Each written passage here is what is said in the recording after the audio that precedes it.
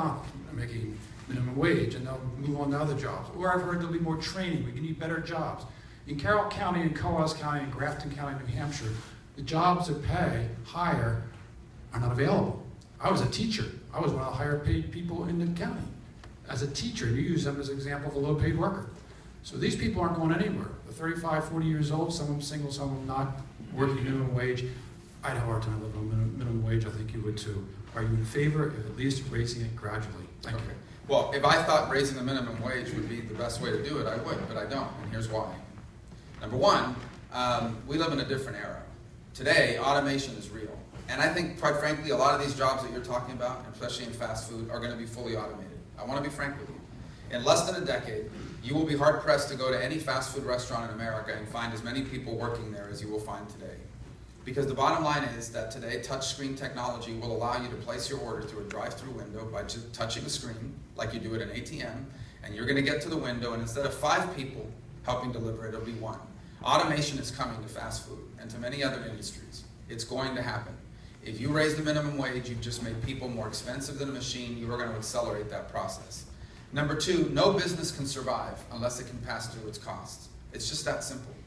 If you're in business, you know this to be true. This is how much it costs to be in business. This is how much you make.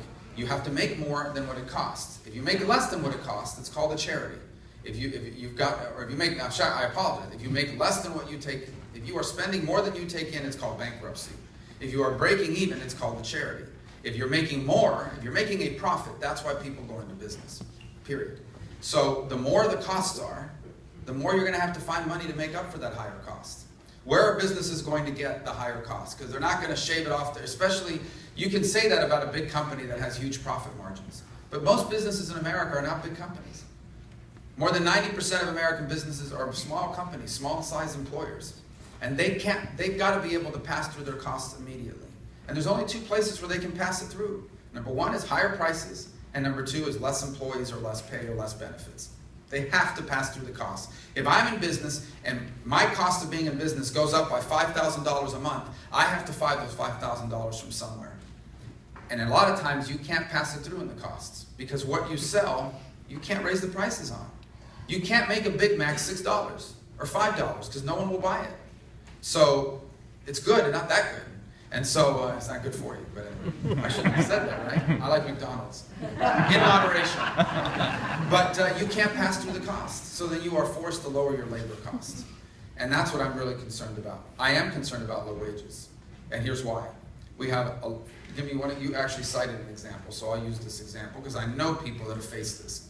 Imagine for a moment you're a single mother, you're raising 2 or 3 kids all by yourself because you've been abandoned by the father of your children. Sadly, not a rare occurrence in this country. And you make $13, $14, $15 an hour as a receptionist. You're going to struggle to provide for that family. And sadly, there are tens of millions of people facing those circumstances in America. The only way that a single mother making $15 an hour as a receptionist is ever going to get a substantial raise to change her life is not to raise it to $16 an hour. It's for her to acquire the skills she needs to become a paralegal. So instead of making $15 an hour, she can make $55,000 or $60,000 a year. I know someone who did that. She used to work for me. And that's exactly what she did with her life.